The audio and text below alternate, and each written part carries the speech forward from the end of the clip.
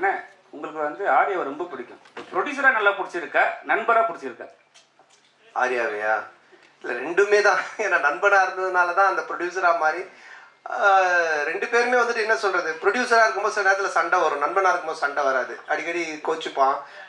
அது மாதிரி வந்துட்டு இது நான் சொன்ன இது மாதிரி பண்ணவே இல்லை, இது பாரு இப்படி ஆயிடுச்சுன்னு. ஃபர்ஸ்ட் டே ஷூட்டிங்கே கால் பண்ணி நான் வந்து உனக்கு காமெடி சூப்பர் ஸ்டார் நான் சும்மா தான் பேர் வச்சேன், நீ நிஜமாலே பண்ணிட்டு இருக்க அப்படின்னா. ஏன் என்னென்ன வேட்டையன் ஷூட்டிங்கில் எவ்வளோ செலவு தெரியுமா அப்படின்னா, தெரியாது மச்சான் என்னன்னா இவ்வளோ செலவு அப்படின்னா. நம்ம ஷூட்டிங்கில் எவ்வளோ செலவு தெரியுமா, எவ்வளோன்னா அதே செலவு, அதே 200 பேர், அதே இது.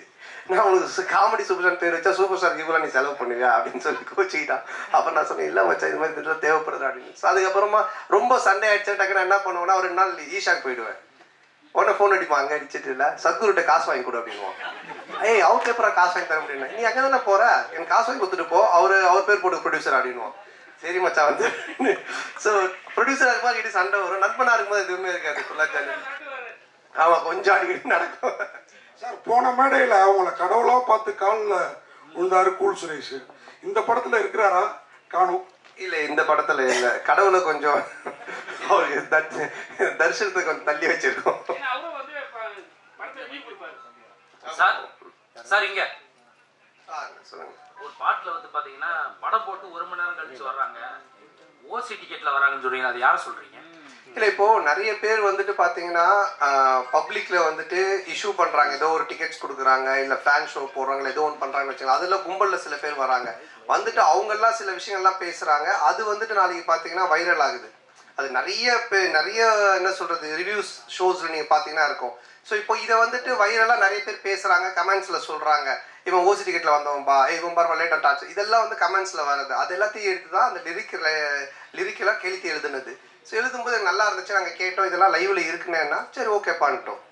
நீங்க இந்த படத்துல எப்படி ஓசி டிக்கெட் வாங்கி படம் பாக்குறீங்களா இல்ல தியேட்டர்ல போய் வாங்கி படம் பாக்குறீங்களா? நான் கொஞ்சம் ஓசி டிக்கெட் தான், ஏன்னா ரிவ்யூ பண்றோம் இல்லைங்களா, அப்போ ரிவ்யூ பண்ணும்போது எங்களுக்கு ஒரு ஷோ போடுவாங்க, அப்போ போவேன். அதனால என்ன வச்சு அதை கலாச்சி பண்ணியிருக்காங்க. ஆனால் சந்தானே இந்த வருஷம் பார்த்தீங்கன்னா உங்களுக்கு அதிகமாக உங்கள் நட்பு சைடில் வந்து இழப்புகள், 2 இழப்புகள், சேஷன்னா இன்னொன்று ஆண்டனி. ஸோ இந்த படத்தில் சேஷ் இருந்தால் எப்படி இருந்திருக்கும்? ஏன்னா இப்போ இல்லை. ஸோ ஒருவேளை சேஷுக்கான ஏதாவது சீக்வன்ஸ் ஏதாவது வச்சுருந்தீங்களா? அது இல்லாமல் டிடின்ற இதுக்கு வழக்கம் போயிட்டுருக்கு. இல்லை இருக்கு, அதாவது வந்து எங்கள் டீம் எல்லாருக்குமே தான் நாங்கள் எழுதுவோம், அதில் இருந்துச்சு. ஆனால் பட் காலத்தின் இது அவர் இல்லை. பட் எல்லாருக்குமே எங்கள் டீமில் எல்லாருக்குமே வச்சு தான் எழுதுவோம். இப்போ கம்ஃபர்ட் ஜோன்னு ஒரு சில ஹீரோஸ் இருக்காங்க, அதே டைரக்டர் அதே டீமோட. இந்த ஹீரோஸ்க்கு வந்துன்னா உங்களோட டீம் பண்ணால் கரெக்டாக இருக்கும். இதை நீங்கள் எப்படி பார்க்குறீங்க? உங்களுக்கு இதே மாதிரி தான் ஃபர்ஸ்ட் பார்ட் 1, இப்போ 2, இதுக்கு அப்புறம் 3 பண்ண போறேன்னு சொன்னீங்க. ஸோ இதை தாண்டி நீங்கள் சந்தானமாக ஒரு ஆக்டரா, இப்போவுமே ஆக்டரா, இதை தாண்டி ஒரு லெவலுக்கு வர வாய்ப்பு இருக்கா? இல்லை சார், இப்போ என்னென்ன படம் பார்த்தீங்கன்னா ஃபர்ஸ்ட் மாதிரிலாம் ஒரு படம் பண்ணோம் டக்குன்னு இன்னொரு கதை அப்படின்லாம் கிடையாது. ஏன்னா இன்னைக்கு ஓப்பன் மீடியாவாகி போச்சு. ஓடிடி பிளாட்ஃபார்ம் வந்தோடனே ஹாலிவுட் படத்துலேருந்து எல்லா படங்களுமே ஆடியன்ஸ் எல்லாத்தையுமே பார்க்குறாங்க. ஸோ ஒரு டைரக்டரோடு ட்ராவல் பண்ணி ஒன்று சிங்க் ஆகி ஒன்று வந்து செட் ஆகிறதுக்கு மினிமம் ஒரு 2-3 படம் ஆகுது. அதனால தான் டக்கு மாற்றி போக முடியல. ஏன்னா என்னோட சிங்க் அவருக்கு தெரியணும், அவரோட சிங்க் எனக்கு தெரியணும். அதுக்காக தான் அந்த மாதிரி ட்ராவல் பண்ணுறமே தவிர மற்றபடி. சந்தனம் சார் இங்கே தான் திருப்பி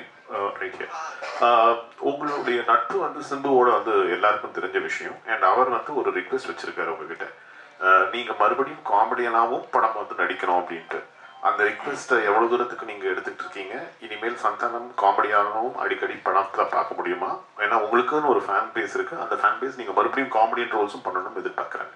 இல்லை அதுதான், இப்போ காமெடி ரோல்னா நீங்கள் ஃபர்ஸ்ட் பார்த்த சந்தானத்தை பார்க்க முடியாது நிச்சயமா. அந்த மாதிரி ஒரு சந்தானம் இருக்காது. ஏன்னா அது இப்போவே ஆடியன்ஸுக்கு டிவியில் நிறைய ஷோஸில் நிறைய ஆதித்யா சேனல் சிரிப்புலாம் பார்த்துட்டாங்க, நீங்களும் யூடியூப்ல நிறைய பார்த்துருக்கீங்க. ஸோ புதுசாக ஒன்று பண்ணணும், அதை எப்படி டிசைன் பண்ணி பண்ணணுன்றதை நானும் யோசிச்சுக்கிட்டு இருக்கேன். அண்ட் எல்லா படத்துலையும் என்னால் பண்ணுவேனான்னு எனக்கு தெரியல. ஏன்னா எனக்கு ஆல்ரெடி கமிட் ஆகி ஹீரோவாக பண்ணக்கூடிய அட்வான்ஸ் கொடுத்து ஒரு 3-4 பேர் ஆல்ரெடி வெயிட்டிங்கில் இருக்காங்க. ஸோ அதுவும் நான் பண்ணணும். இப்போ அதுவே நான் ஒரு படத்தை திருப்பியும் அவங்களுக்கு ரிட்டர்ன் பண்ணிட்டு தான் எஸ்டிஆருக்காக அதை பண்ணுறேன். அவருக்கு அதை என்ன மாதிரி பண்ண முடியுன்றதை நான் இப்போ டிசைன் பண்ணிட்டு இருக்கோம். அதுக்கப்புறம் ஆர்யாவோட ஒரு கமிட்மெண்ட் இருக்கு. நான் வடக்குப்பட்டி ராமசாமிலே சொன்னேன் ஆர்யாவோட நான் பண்ணோம் அப்படின்ட்டு. ஸோ அந்த கமிட்மெண்ட்டும் போயிட்டு இருக்கு. ஸோ அதுக்கும் பேசிட்டு இருந்தோம். பட் இவன் எப்போ பண்ணுவான்னு தெரியல.